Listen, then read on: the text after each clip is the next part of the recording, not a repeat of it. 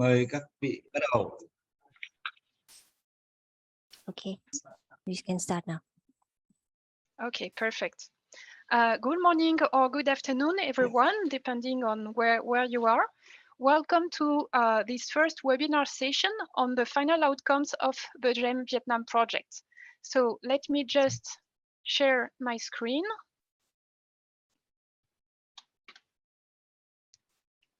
Okay, so as an introduction, let me maybe remind you a few elements on the project. So GEMMES Viet Nam is an ambitious research program on climate change impacts and adaptation in Vietnam. And it was officially started in 2019 after the signature of a memorandum of understanding between AFD and the Vietnam Ministry of Natural Resources and Environment. It was financed by AFD through the Facility 2050 and undertaken as a collaboration between the MONRE and AFD with the support of IRD and IMHEN. So a first report was released in 2021 on the occasion of COP26, and a webinar series was organized last year to present its contents. Last November, the two final reports of the project were released on the occasion of COP27. So today we have the pleasure to announce that the Vietnamese version of the final reports are now available online, and we're happy to launch them officially in Vietnam. Before we start the scientific part of this webinar, I will first leave the floor to Mr. Tran Anh Quan, General Director of the Department of Climate Change at MONRE, and to Mr. Hervé Conan, Director of the AFD Agency of Hanoi. So please, Mr. Cuong, the floor is yours.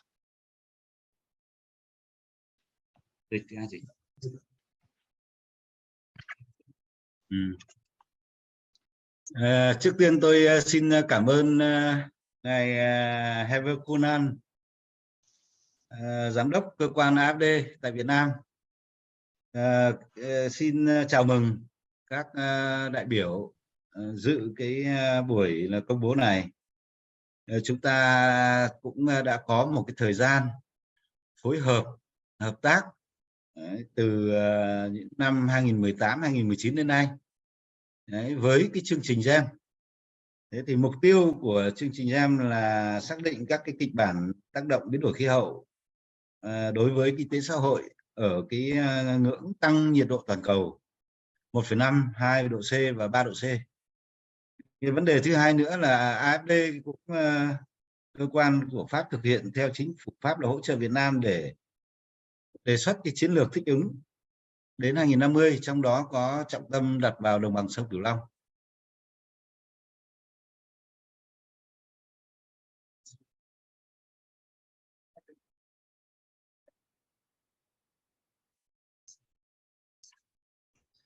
Thank you, Dr. Cuong, and thank you for your introduction. And I would like just to thanks Mr. Cuong for the introduction, but also for all the support he provides to the development of GEMMES. And I would like also to say honorable guests from Vietnam and ministerial agencies and development partners who joined this launching webinar series, dear researchers from Vietnam, Southeast Asia and Europe, ladies and gentlemen. So my name is Hervé Conan, AFD Country Director in Vietnam. It is really a great pleasure for me to be here with you all and to launch the publication of the two final GEMMES reports and the webinar series with Mr. Tang Quang, General Director of Climate Change Department, Vietnam Ministry of Natural Resources and Environment. GEMMES program has been a unique opportunity for AFD and DCC to work together, supporting the Vietnamese government in developing solutions to reach its commitment to net zero at COP26. GEMMES has also been a strong link between France and Vietnam at the two latest events of COP26 and COP27, with the official handover of the GEMMES reports by the CEO of AFD, Mr. Rémy Rioux, to the Vietnamese Minister of Natural Resources and Environment on the side event of these two COPs. The impact of climate change in Vietnam are not just words. It is a daily reality experienced by the inhabitants: flooding, typhoons, coastal erosion, saline intrusion.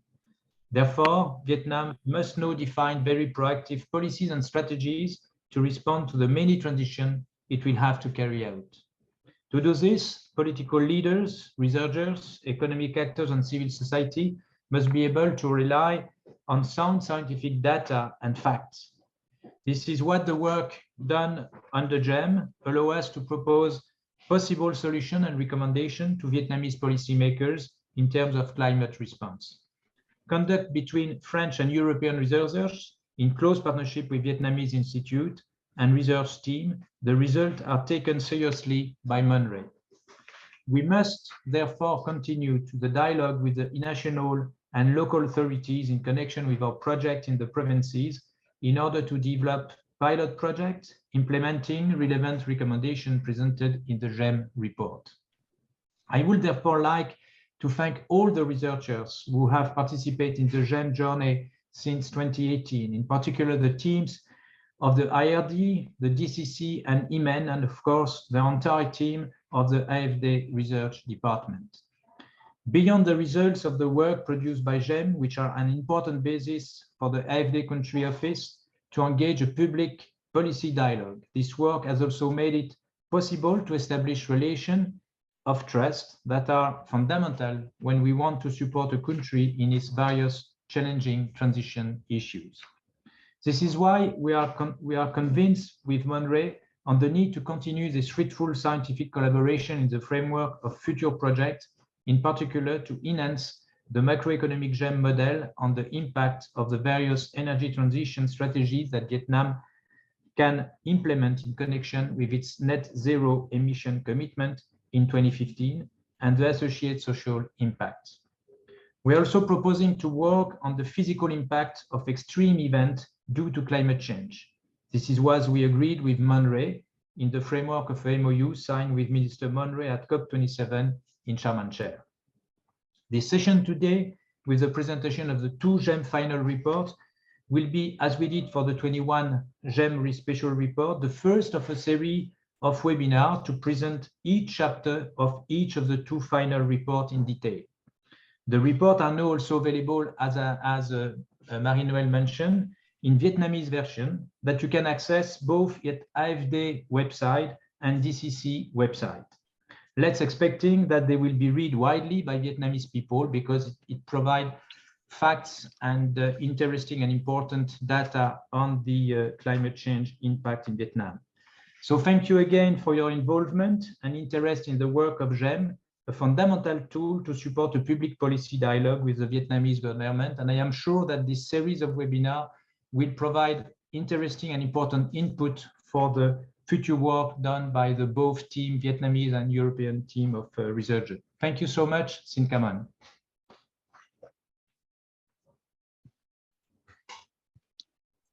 Thank you very much. Thank you very much, Hervé. I think that maybe Mr. Cuong had a few more words to say. Rồi, xin kính thưa ông Hervé và các quý vị, như là ông Hervé cũng đã phát biểu, bài phát biểu cũng khá bao quát. Trong thời gian triển khai chương trình GEMMES thì nhóm các nhà chuyên gia, nhà khoa học của Cộng hòa Pháp đã phối hợp rất là tích cực đối với các cái chuyên gia và các cơ quan nghiên cứu của Việt Nam, các cơ quan quản lý nữa. Thế thì đưa ra cái báo cáo. Đấy, cái báo cáo, các cái báo cáo, trong đó có một cái báo cáo tổng thể và hai cái báo cáo này. Chúng ta cũng phải ghi nhận những cái kết quả nghiên cứu của các nhóm nhà khoa học cộng tác với nhau trong thời gian vừa qua, đặc biệt là trong cái bối cảnh mà Việt Nam là một quốc gia chịu tác động rất nặng nề của biến đổi khí hậu. Thì hai cái báo cáo này có ý nghĩa rất là quan trọng đối với trong cái quá trình mà công tác quản lý rồi cái nghiên cứu và các cái địa phương nữa, để họ có thể tham khảo và nắm bắt được những cái diễn biến và những tác động, và từ đó có những cái giải pháp phó hiệu quả, kể cả về các cái văn bản quản lý và trong thực tiễn.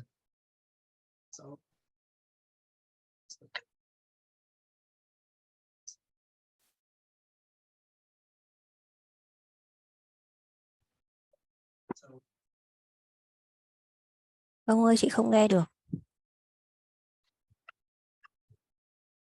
So thank you for your kind word. So let me interpret the speech from our Director General Tang Cuong. So first of all, thank you for Mr. Conan for your kind words and for the past few years during the process of implementation of the GEMMES program, researchers and also many people from the France and working together with the policy agency and also with the research institute in Vietnam to develop several reports and including two reports that we launched today. So we would like to take this opportunity to recognize the achievement of the GEMMES program, especially if we consider that Vietnam is one of the most vulnerable countries in terms of the impact of climate change. So this report will be served as a reference to our management authority at the both government level and also at the local level for them to understand more about climate change, to propose a policy and measure to respond to climate change accordingly. Tôi có tiếp theo là cái việc mà hợp tác giữa AFD và Cục Biến đổi Khí hậu, Bộ Tài nguyên Môi trường chúng tôi cũng không chỉ dừng ở cái chương trình GEMMES này. Và trong thời gian tới thì các bên cũng đã phối hợp rất là tích cực để mà chúng ta sẽ thúc đẩy cái tiến trình thực hiện các cái cam kết của Việt Nam tại Hội nghị 26. Đồng thời là những cái kinh nghiệm, nghiên cứu những cái kinh nghiệm, những cái giải pháp ứng phó biến đổi khí hậu của Cộng hòa Pháp cũng như là các quốc gia trên thế giới, thì với cái sự hỗ trợ của AFD thì sẽ giúp cho Việt Nam của chúng tôi sẽ thực hiện được nhiều các cái nhiệm vụ mà thực hiện các cái cam kết đề ra tại hội nghị COP26. Và COP26 của chúng tôi đã tham gia rất nhiều các cái sáng kiến, những cái tuyên bố chính trị giảm phát thải khí nhà kính, thực hiện mục tiêu net zero 2050, đồng thời là cũng tham gia cái liên minh hành động thích ứng toàn cầu, đó là AAC.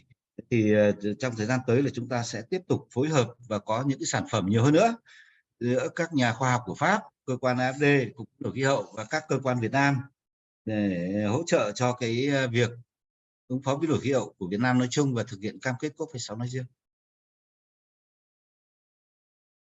To follow up, so our cooperation in the future is not going to stop at the GEMMES program, and it will be a very long-term cooperation to able to help Vietnam to implement our commitment at COP26, and also with to learn the experience in the climate change response from the France people, but also from the people all over the world, and especially with the support from the AFD, we hope to materialize our commitment of COP26, which you know that we have joined a lot of initiative and commitment, for example, to reach net zero target by 2050, and also to join the adaptation action coalitions. So we hope that in the future, with the cooperation from AFD and with the researchers from the funds, we are going to develop more activity to support our effort in climate change response and also to implement our commitment of COP26. Cái báo cáo này thì tôi cũng sẽ có cái rà soát thêm một chút về mặt chữ nghĩa của tiếng Việt, và cũng như ngài Conan đã nói là sẽ đăng tải trên các cái trang thông tin điện tử của AFD và Cục Biến đổi Khí hậu. Thế thì trong thời gian tới cũng mong rằng là chúng ta sẽ phát huy được những cái thông tin tri thức về các cái báo cáo của AFD thông qua chương trình GEMMES.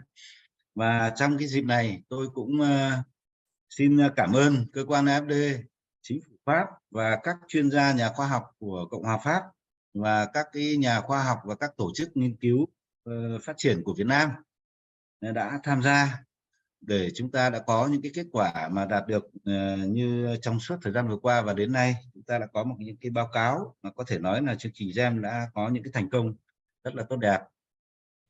Và cuối cùng tôi cũng xin cảm ơn và chúc các quý vị sức khỏe.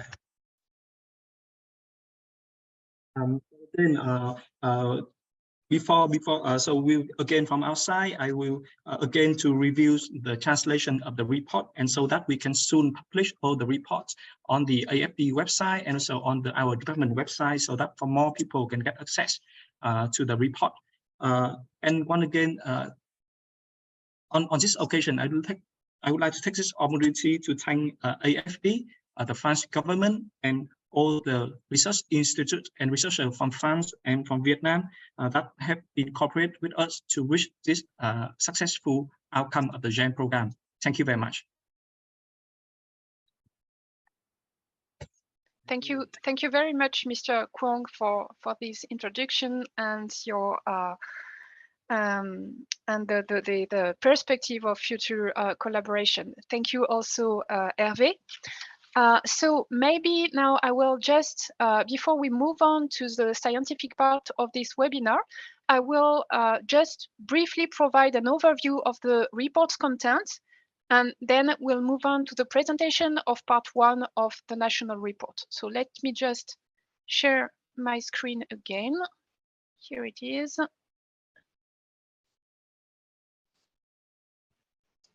Okay, so as mentioned previously, so we released last year the 2 final reports. The first final report is entitled National Climate Change Impacts and Adaptation. It's composed of 3 parts. The first part, which is the one which is going to be presented today, provide downscaled historical and future climate projections for Vietnam using the latest CMIP6 dataset. The second part provide assessment of the relationships between climate change, climate policies, and a greener industrialization process. And it also provides an assessment of Vietnam's exposure to low carbon transition and relative opportunities to promote green industries. Finally, the third part offers an integrated prospective assessment of climate impacts, adaptation strategies, and net zero strategies, including some estimations of the expected annual GDP loss as a function of Vietnam mean surface temperature. The other report focuses on the Mekong Delta. So it's entitled The Mekong Delta Emergency, Climate and Environmental Adaptation Strategies to 2015. This report is composed again of 3 parts. The first part deals with the issue of adaptation and development strategies in the Delta. And in this part, we review different official and non-official adaptation and development plans to try to investigate to what extent those plans are consistent with current and future climate and environmental changes. And the conclusions were that some climatic and environmental pressures are still insufficiently considered, and that some adaptation plans often address the impacts of some changes, but not the root causes when pressures actually rise from local anthropogenic activities. And the part provides some recommendations to improve future planning. Part 2 is composed of 7 different focuses, which investigate some opportunities and some of the difficulties hampering the effective implementation of adaptation or mitigation strategies in the Delta, and provide some recommendations. So the 7 different topics are the following: mangroves and coastal erosion, sand mining and climate adaptation, the role of retention basins against salt intrusions, reduction of groundwater exploitation against land subsidence, a resilient and low-carbon rice farming strategy, the impacts of the Bailai Dam on production system and ecosystems, and migration as adaptation. And the third part provides new results from new developments of the integrated Lucas GEM model to take subsidence into account, and it investigates the economic impacts on farmers of the adaptation strategies chosen by the provinces under a number of climatic and economic scenarios. So all the reports are available online, for the moment only on the AFD website, in both English and Vietnamese. Please note that the COP26 report, so the report from the previous report, is for the moment available only in English, but the Vietnamese translation should be available before May this year, before May 2023. So some of the results of the 2 final reports will be presented in detail through the webinar series of this year. We'll have 6 different sessions. So the first one today will present part one of the national report. Then in so March 29, we'll have a session on part 2, so Vietnam's green industrial path between carbon and climate exposures. In April, we're going to have so 2 sessions, one on rice cropping and one on migration as adaptation. And finally, we will have 2 sessions in May, one presenting the part 1 of the national report.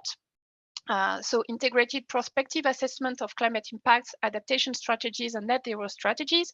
And the final session will present the assessment of the potential role of retention basins against salt intrusions in the Mekong Delta. But of course, please, I can just say that all the details are in the report. So please feel free to go to the original reports and to dive in its different chapters. So now we'll move on to today's presentation, which will be made by Professor Ngo-Duc from University of Science and Technology of Hanoi and Dr. Tran Anh from Hanoi University of Mining and Geology. So the presentation will last about 40 minutes. Then we will have about 10-15 minutes of discussion by Dr. Hong Xuan Do, and then we'll open the question to the rest of the audience. So you can, of course, ask questions in the chat during the presentation. Thank you very much to all the participants for being here, and I leave the floor to Tan. Thank you very much.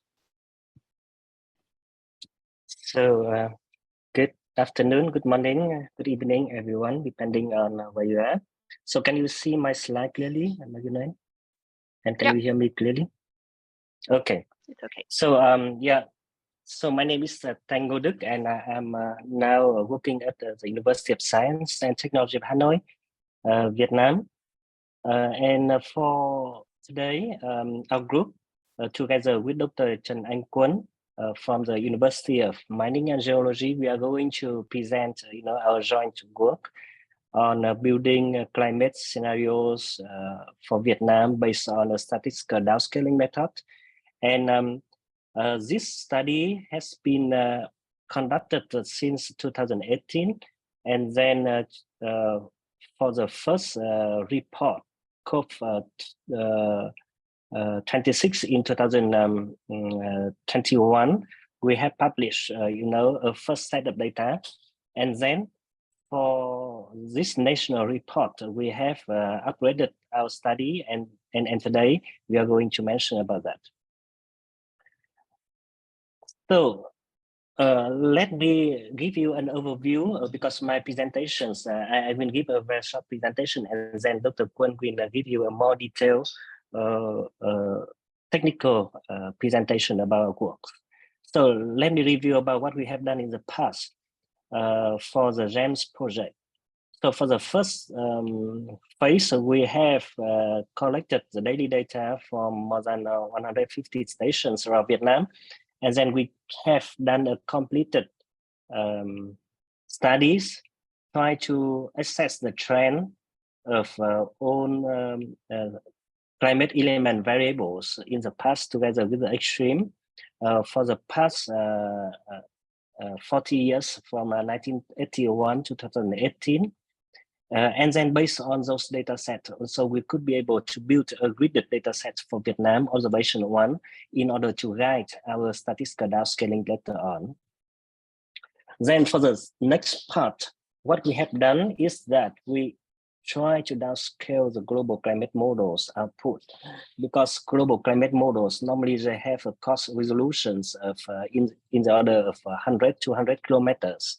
So those kind of resolutions, they are not appropriate for regional and local impact studies, particularly for Vietnam. Therefore, we need to downscale the output of global climate models.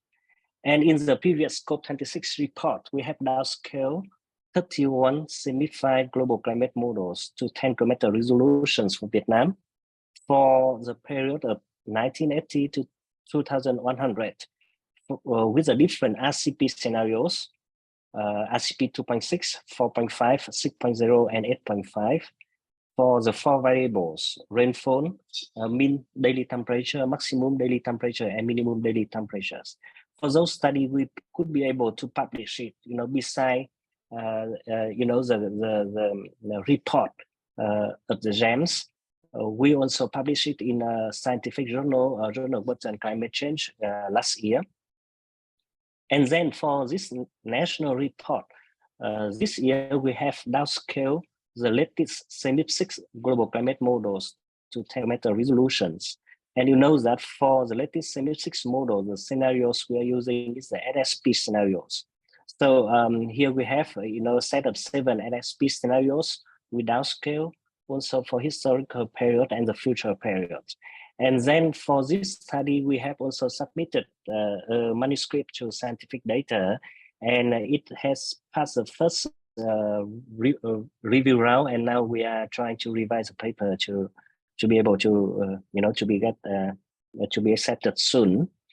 So one important point of those data set is that we have 10 kilometer data for the whole Vietnam, and the data are freely accessible, via the link I provide here in this slide. So the size of data is rather large. It's about more than 5 petabytes. That means about the size of your 10, laptops.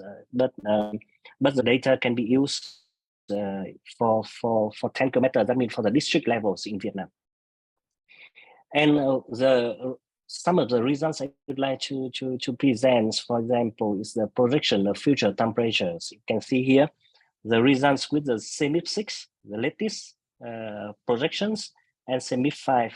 So on the left-hand side, you can see is the global mean temperature rise from the past to 2100. And on your right-hand side, you can see the mean temperature rise, over Vietnam with the different scenarios, and with the with the observations is overlaid in this figure. So we can see somehow that the increase of temperature in Vietnam is a little bit less compared to global mean temperature increase for both CEMIP6 and CEMIP5. Then for one important part we have conducted is very technical work. It's about probabilistic projections. So for this probabilistic projections, Dr. Cuong will be, he will introduce soon about this method and the application, potential applications of those data. But one important point is that the CEMIP6 global climate models, they cannot cover the whole range of future possibility.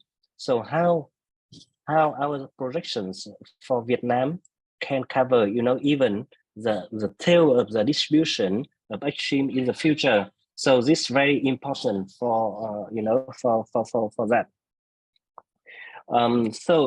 Here also again the downscaling for probabilistic projections for Vietnam. The data are also freely accessible at the link you can see here, and also the size is an issue, but our group here can be able to support your on the requirement from the community. So for the recommendations of the use of those data sets, actually we have produced within within the GEMMES project the 3 sets of data: the CEMIP5, CEMIP6, and the probabilistic data. All those data are freely available. Okay, and one of the application I can present here, for example, we can use those information to assess the hazard risk level for Vietnam. For example, if we consider the intensity of rainfall with a kind of ranking score from 1 to 10, 10 meaning that where you have a high risk, to have intense rainfall in the past and in the future. So you can see here the hazard level with the score from 1 to 10 in this slide, and you see that in Vietnam, the central part of Vietnam is one of the regions which are very much prone to heavy rainfall, and you can see this kind of score hazard risk change with according to the different scenarios. So we can do same for tropical cyclone. We can do the same for temperature. We can do same for extreme temperature and drought and flooding things. So these are one of the applications that I suggest that if it's of your interest, you can download. You can try to see and we can obtain the future information for Vietnam at the district level, 10 kilometer resolution. So the recommendation as a recommendation is that the data can be used, but when using the data, because we are dealing with the future projections, so uncertainty range should be taken into account. And then the quality of downscale data, we see that it also depends very much on the observation we have. So, actually for the gridded observation data set we use for building the data, we base on the daily station data from 150 stations. So when we have more updated station data and using a more sophisticated interpolation assimilation technique, we can have a better gridded observation data that can increase the quality of the downscale data set. Okay, and then in the future, for the moment, we are working only with rainfall and temperature, and in the future we are also focusing on building the downscale data set for other variable like radiation humidity, wind speed, and so on. So this a very brief summary of what we've done, and then Dr. Tran Anh Quan, after my presentations, he will introduce you about the probabilistic data set that would be of your interest. Thank you very much for your attention. Marie-Noëlle, is that okay to move on? Or? Yeah, sure, please. Okay. So now I'd like to let's listen to Dr. Tran Anh Quan. Thank you, everyone. Hello, everyone. I'm Cuong from the work package 1 of the GEMMES Viet Nam project. Today, I would like to present our research with the title Probability Weighted Climate Projection for Climate Risk Analysis in Vietnam. So first, we need to know why probabilistic prediction is important.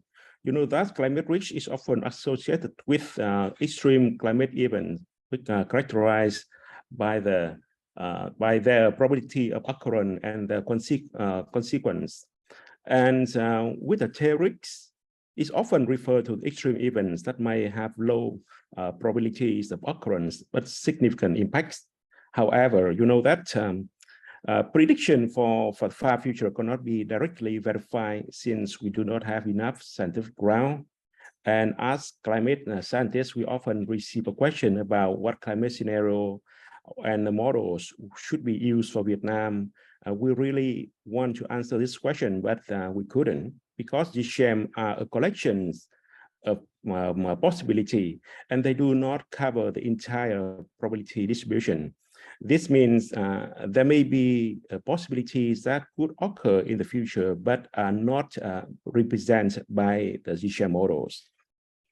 And each GEMMES is built differently with a different level of uncertainties. Therefore, assessing climate risks by assigning the equal probability to on the model may lead to error in the results.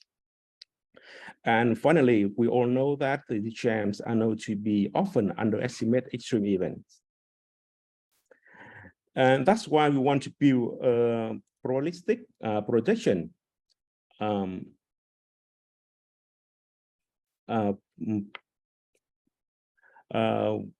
which is a reliable prediction of the probability for future climate change using a multi-model, multi-scenario approach to ensure all the possibility for change are fully accounted for. And then we want to assign the probabilistic weights for each GEMMES, and finally to address the tail risks that are not captured by the physical models. And you know that probabilistic prediction is not new. but still very limited works have been published so far. The biggest problem with this method is that it's based on a large number of climate predictions, which is not always available everywhere. But under GEMMES project, we have produced quite a large simulation results for Vietnam, the SMIP 5VN and SMIP 6VN dataset that made probabilistic prediction possible. And now, as you can see in here, is the IPCC prediction for the future warming by both SMIP 5 and SMIP 6 dataset.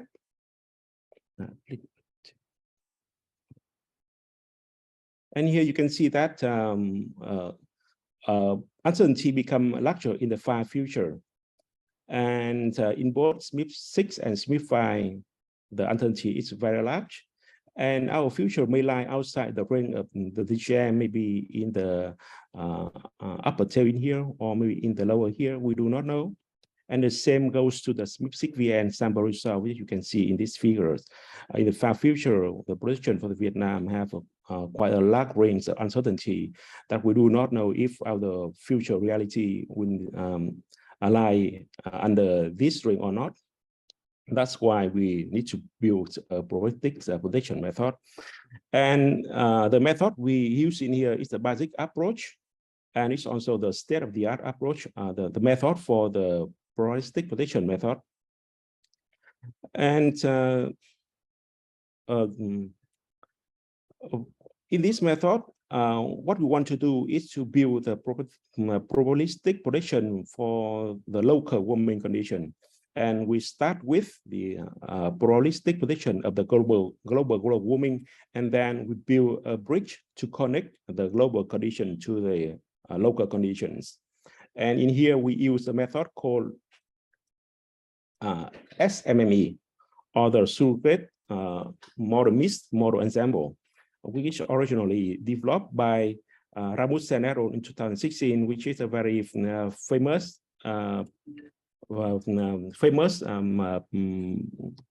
research work, has been used for the US. And basically in here, the major step of the SME can be divided into the four main steps. The first one is, of course, we will start with the prediction of the global warming.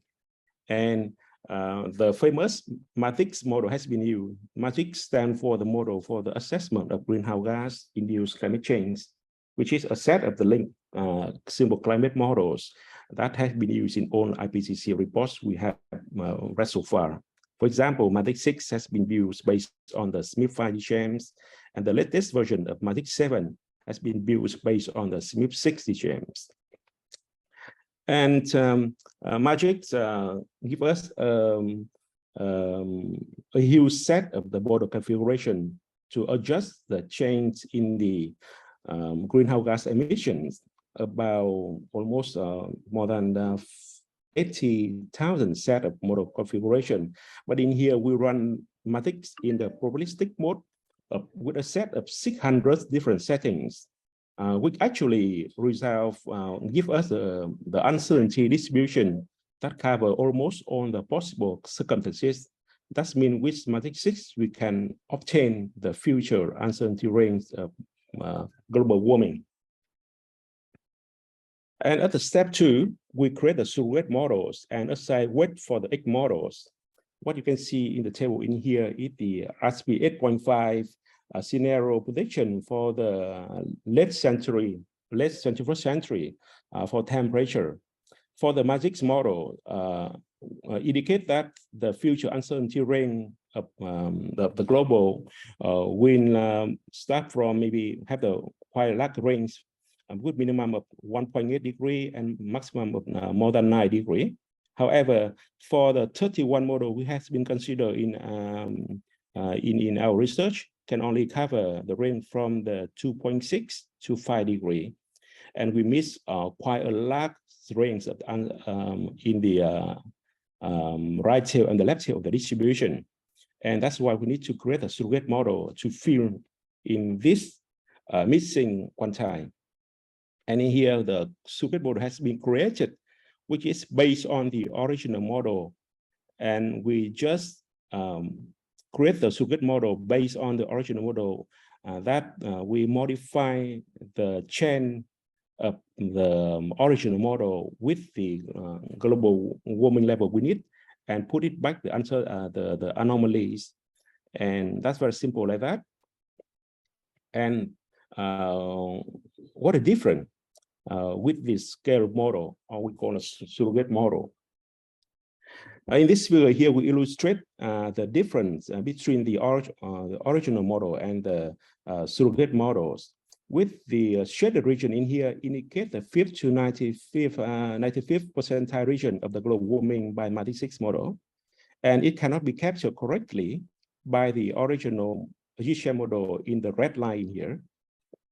But with the surrogate model in dashed line, you can see that it can perfectly capture the whole 5 to 95 percentile region of the global warming, and also beyond that, because it can capture almost on the whole distribution, not only the 5 to 95% in both RCP 8.5 here and also in RCP 4.5.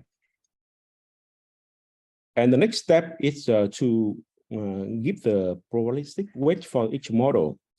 At first, we divide the distribution of the global warming into the 10 bins of unequal range, in which we give more bins into the left tail and the right tail, which we want to address in this method. And assign all the model into the bin based on the warming value they predicted. As you can see in this figure here, we put on the model. We have on the original model and the surrogate models into the bins. And finally, the weights for the model has been assigned based on the width of the bins of the model. And every model in the same bin will have the same weight. And the SME model is the sum of the weighted models. And at the last step, no, not the third step, the SME model we built for Vietnam with the seasonal data. In here, we made an assumption that the forced climate change can be approximated as a linear in the long-term running average of global mean temperature. So if we fit the change from the historical reference level for the seasonal temperature and precipitation to the linear model, we can build the linear model that connect the local condition here with the global temperature change. Of that in here, we can connect the condition of the global to the local level. And finally, the monthly SME model has been aggregated to the daily data. In here, we use the same temporal disaggregation technique that we adopted in the BCSD downscaling method with some modification, so that the prediction data will maintain diurnal cycles, maintain daily sequence, and also maintain the seasonal cycles, which is very important because we want to use this in the other extreme climate events research, which needs to maintain such kind of characteristic in the data. And here we have some sample results for the SME prediction for the scenario SFB5 8.5 at the late 21st century. With the left picture here is for temperature, for the right picture for precipitation. For the top down, we have the seasonal from DGF to SON, and finally is the annual mean. And from the left to right, we have the different quantile increasing from 5 to 95. And then if you can see in this figure in here, at all quantile temperature is projected to increase up to from 2 to 7.5 degrees in the worst scenario, increase more in the north than in the south, that you can see quite easy in your own season, especially in spring and summer. With the spring and summer in here, the temperature increase more than in the other season. And for precipitation, precipitation is projected to increase nationwide, as you can see in the last panel in here, especially in the northern and the southern coast. up to 40% at the worst case. But when we look at the seasonal distribution of rainfall tend to decrease in the winter and spring a little bit, not very clear, but we can see some sign of decrease, and but increase again in summer and autumn. That means the distribution of, even when precipitation is projected to increase, its distribution between the season is different. And now we have produced probabilistic prediction data set for Vietnam based on SME SMIP5 data set and SME SMIP6 based on the quite large number of the GCM models. For SMIP5, we have built it for SSP 4.5 and 8.5. For SMIP6, we built it for SSP 119, 245, and 585 for the 7 quantile region 5 to 95. And for the 20-year period, start from 2020 then up to 2099. And for the 4 basic variable, precipitation, near surface temperature, and the maximum and minimum daily temperature. And also the data will be available in the daily data with the 10-kilometer resolution. And this, here is a potential application. We think that this data set can be applied for. You know that probabilistic prediction data can provide a range of possible outcomes for the future events or scenarios based on different levels of uncertainty and the likelihood of certain outcomes occurring. So such kind of data set can be applied for the extreme climate indices like the drought, heavy rainfall, cold spell, heat wave, and so on. For the other impact study, for any decisions about adaptation and mitigation strategies, for risk management and portfolio diversification, or any decision to prepare for range of possible scenarios. So I would like to end my presentation here. Thank you very much for listening.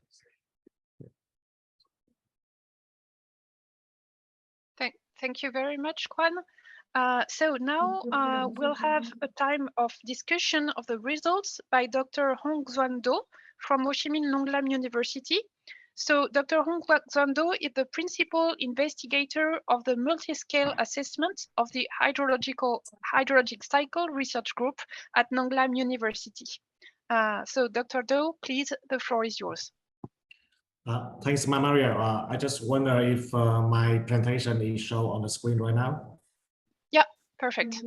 Yeah, okay, so thank you very much, and thanks for inviting me to share some of my thought on the recently developed data set. And as a follow-up for Dr. Tran Anh Quan presentation, I would like to focus on the potential application of the developed data set. But first of all, I would like to highlight the fact that the data set, the trademark of this data set perhaps is it is fair. So it's findable, accessible, interoperable, and also reusable. And I think like many people who are scientists now are very favor of this principle. The data need to be fair. And the second one, I think like the trademark of the data set that GEMMES developed through the GEMMES project is that it has a fine resolution. And again, like because it has final resolution for what relative to what we currently have. So it's very important to review local information.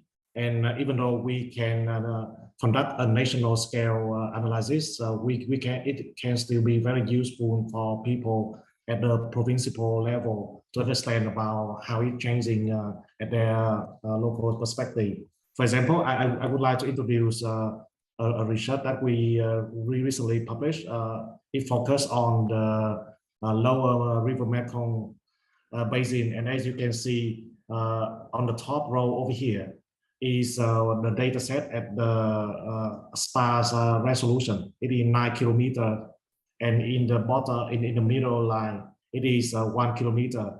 And if you look into the difference between those two image, you will see that when we go to final resolution, we can see the difference, the spatial variation of the variables across the river basin. For example, in February over here, if you look at the course resolution, is relatively the same across the basin. But if we look at the final resolution, it shows that some of the basin also experience the lack of soil moisture relative to the overall. But again, it is just an example, and I believe that when people use the data set developed through the GEMMES product more, we can reveal more local perspective on this one. And actually, some of the benefits of the products that the Remosat group developed through GEMMES project have been used already. For example, this is the image we capture at the launch of the DAT project. So is it about the development of the dengue advanced readiness tools. And so essentially we are trying to develop a tool set that can help people to predict the outbreaks of dengue in Hanoi and Ho Chi Minh City, because on the right-hand side over here, you can imagine that if we want to develop an early warning system on dengue, we need to have not only social economic information, but we also need to know where is the rainfall come, and whether when it pour down, it can create the wet condition that support the development of dengue. So this is one of the applications that can be used already. I would like to introduce the second potential of application. This is a network of hydrologists globally that I'm also involved. As you can see on the left-hand side over here, this is honor of the countries that have confirmed or discussing the participants in this initiative. The idea here is that if we want to understand about the impact of climate change on the hydrological cycle, we need to have a reference network of stations that is relatively untouched by human. And some nations have contributed data. And I think like this is focused on the past, maybe in 30, 40 years from the present. But a natural follow-up will be if we understand about the past, if we have the data set provided by GEMMES project and apply to the same set of reference hydrometric network, we can understand about the change in the future in terms of river flow or soil moisture or evapotranspiration.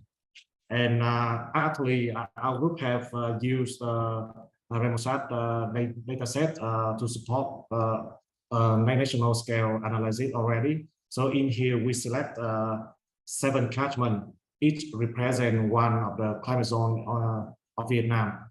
And for a preliminary assessment, we are able to simulate the stream flow for these catchments from 2020 to 2100.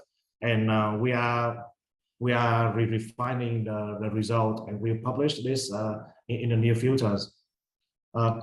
In addition to that, I think like we can put our perspective in a broader scale, because when we have climate projection in this part, if we also connect it with the 3-ring proxies dataset from paleoclimate field, we can connect together and then work on to understand about how a hydrological cycle had changed in a longer term, let's say in 500 years, not only 100 years as if we use only climate projections. And our idea is that we should leverage the data set compiled by other group. In here is a map of the dendroclimate of 3-ring data set provided by Dr. Hung Nguyen from Columbia University. And we're also discussing about perhaps we can use this 3-ring data set together with the GEMMES data set to understand more about change in the water resources in Indochina in 500 or 600 years. And I think like that is just some snapshot about my thought on how we can leverage the benefit of GEMMES dataset to open new research pathway. And I would like to acknowledge my colleagues in the Young Vietnamese Hydrologists Network who have contributed and who have shared their thoughts on these applications. Thank you, everyone. Thank you very much for this very interesting talk. It definitely rings a bell concerning what we would like to do in the continuation of the GEM project, because we as was said in the introduction, we would like to further study the potential evolution of extreme events. So I think we definitely need to discuss this further in another day. Tan, maybe you want to react to this presentation? Your microphone is mute. Okay. Yeah. So yes, firstly, so thank you very much, Hong, for your very interesting talk. Actually, we have a chance to discuss, I had chance to discuss with Hong many times in the past few years. So I totally and fully agree with the perspective and the potential application of the data. More importantly, I'm also very much in line with what Hong said about the FAIR principle. So that's also what we keep in mind when we build a new data set. We always keep this FAIR principle in mind, and that means we build data set, and the data should be accessible, should be used, should be reproduced. So for the GEMS project, the downscale products we develop, as you can see, it's also be able to be downloaded freely for everyone. We try to document the steps we built.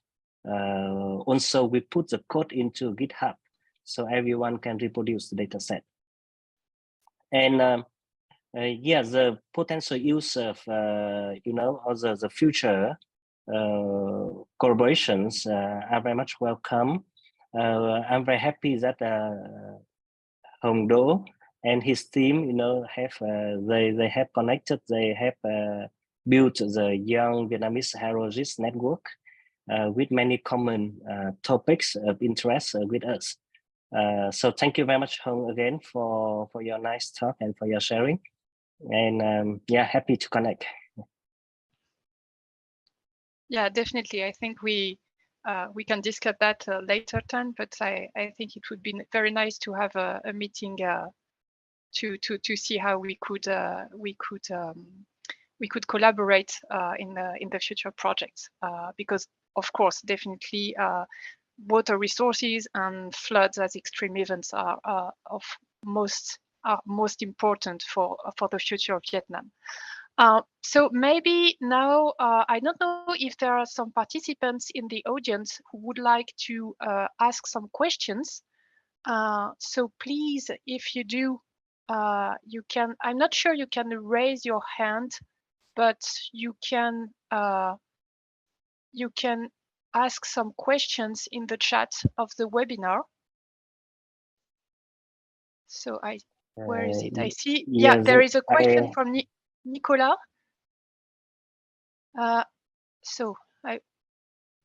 Normally, no, you can speak, Nicolas. Okay, thank you very much. I'm not sure we can put some message in the discussion session. So, but I see also to everyone, you can raise your hand in the chat, and then I can allow you to speak. Okay. Yes, my question was just thank you for the presentation of the Hydrologist Network, Young Hydrologist Network. Would it be possible to share the link in the discussion or elsewhere so that we can have a look? It's easier to copy paste the link than to write it. Sure. So I don't have access to the link, but maybe Hong, you can you share it in the chat? If not, maybe what we can do is to share the slides of the presentation, so you can have the address. Oh yes, I think like I cannot chat into the Q&A. So why cannot you chat? I can write some. Okay, so I think I can type in over here. Yeah, and yeah. So how? Where is it? So is there any other question?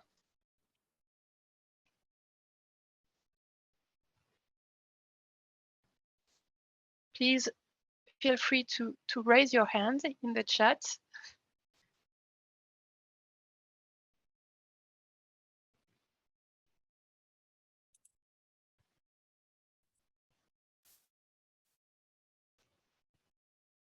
Yeah, Nicolas? Yes, just in case I have a question. We are currently finalizing a draft paper for the flooding of Ho Chi Minh City, which tried to connect both the rain effect and the typhoon effect during Usagi. My question is, can we have an idea of the frequency of and intensity of the typhoons for Ho Chi Minh City region in the coming decades? And do we have any idea of the possible evolution of their pathways? Because pathways is important for the winds and for the storm surge effect. So here maybe related to yeah, please. Thanks. So related to your question about the typhoon in the southern part of Vietnam in the future, actually it's a challenging question. We got for the past we have done intensively, the simulation, also the statistic of on those typhoon. But for the future, still, I think within the regions, we have to be based on the simulation, and the simulation of tropical cyclone detection within the regional climate models. They can be still I think the uncertainty still remain very high. So for the moment, we don't really have a specific conclusion for Vietnam areas, but we still based on some study for the last basins like Pacific and Atlantic, mentioning that the number of tropical cyclone can be little bit reduced, but the number of intense tropical cyclone will increase. But we don't really have a specific number for Vietnam. So that's my answer, and I'm not sure if it meets your question, Nicolas. That's perfect. Thank you. Thank you. There was another question in the chat that I think is probably worth to have the answer for everybody. It was about how hydrological dams were taken into account in floods model.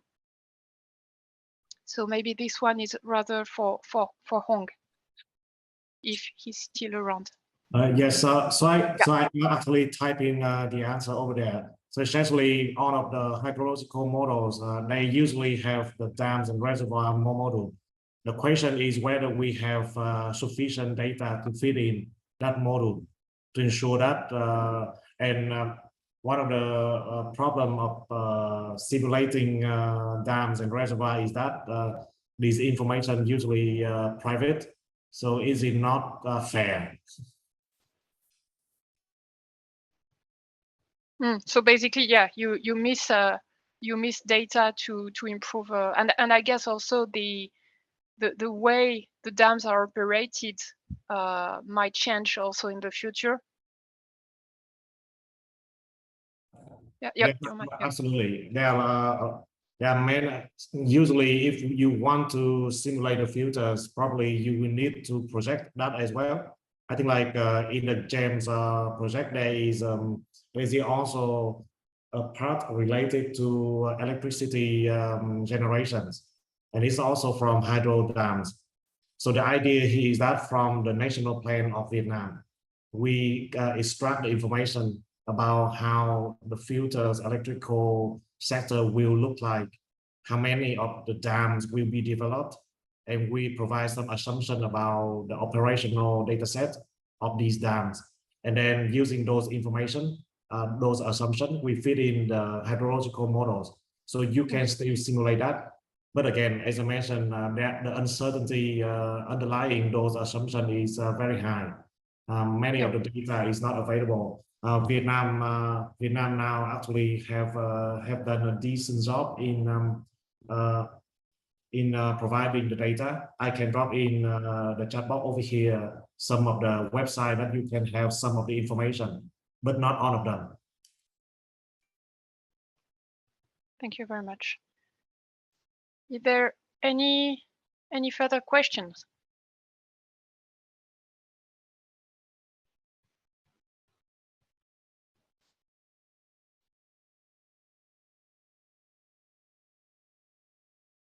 You can also ask question in the chat, but apparently it's difficult. But also, so one is, I would love to see your assumption on hydropower generation.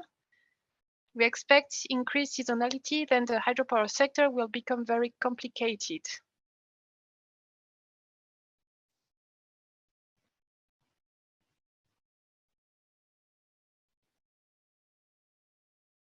Do we, so I get this one is for both Tan and Hong. Tan, I don't know what are, do we expect indeed increased seasonality and everywhere in Vietnam or not? And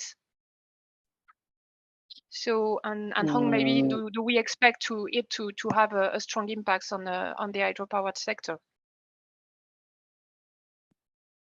Yes, for the seasonality, it's right. We don't have any clue for the moment because we don't really look on so far until now to the change in the seasonality. But we have conduct some study, for example, to understand the onset of monsoon in the region, whether it's come later or earlier, but not really for the purpose of hydro power, applications. So that could be also very nice suggestions for us to investigate more in the future. I can only answer that for the seasonality and hydropower sector. I'm not sure if Hong he has some insight. Also, I know that one of our seminar will be presented by Supir, and he's also. I'm not entirely sure if some hydropower simulations could be also presented. Hong, you have any insight about the hydropower? Well, the presentation from Sepper will be rather on only for the Mekong Delta, and so just using sorry, the evolution of water amount in the Mekong, depending on climate change and hydropower upstream. But the data comes from previous publications. So in GEM we did not make any new assumption. And for the Mekong Delta, so as far as I know, the publication suggests that the way hydropower are operated, it will rather have an impact to smooth the seasonality between wet and dry season, so it would not be bad at least during the dry season. But probably, indeed, we will talk about that in the last webinar.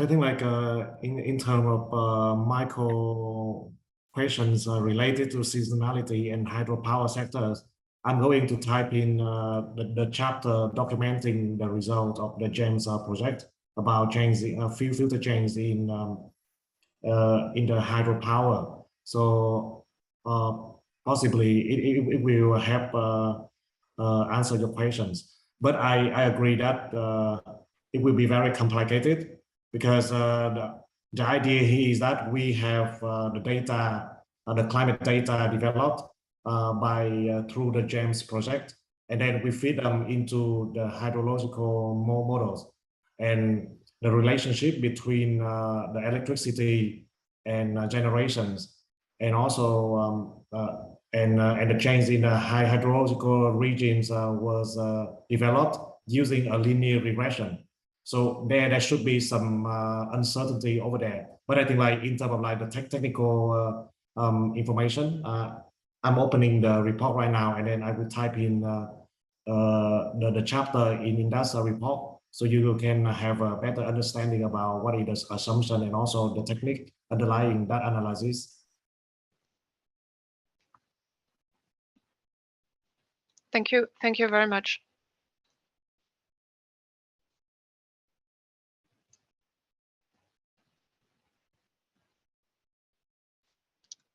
Any further question?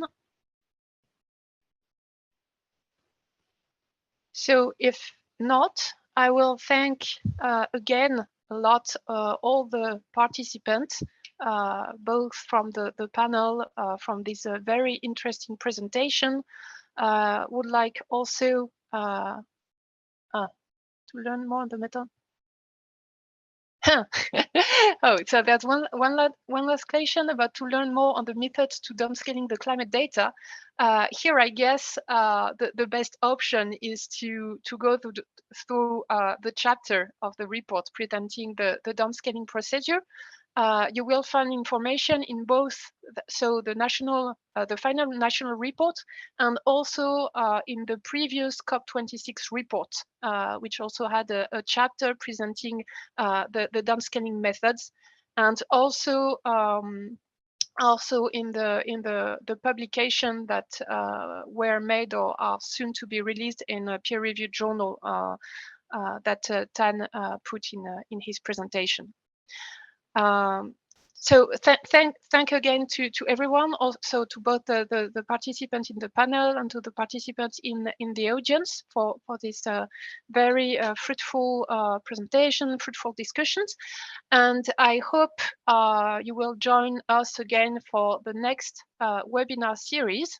So remember, next one is on March 29. So it's in 2 weeks from now. All the webinars will occur on Wednesday morning or afternoon, depending on if you're in Europe or in Vietnam. So thank you very much again. Have a nice day or a nice evening, and I hope to see you soon in other webinars.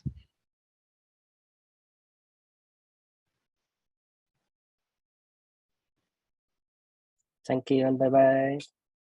Thank you everyone, and bye bye. Thank you. Bye bye. Bye, Maria. Yeah.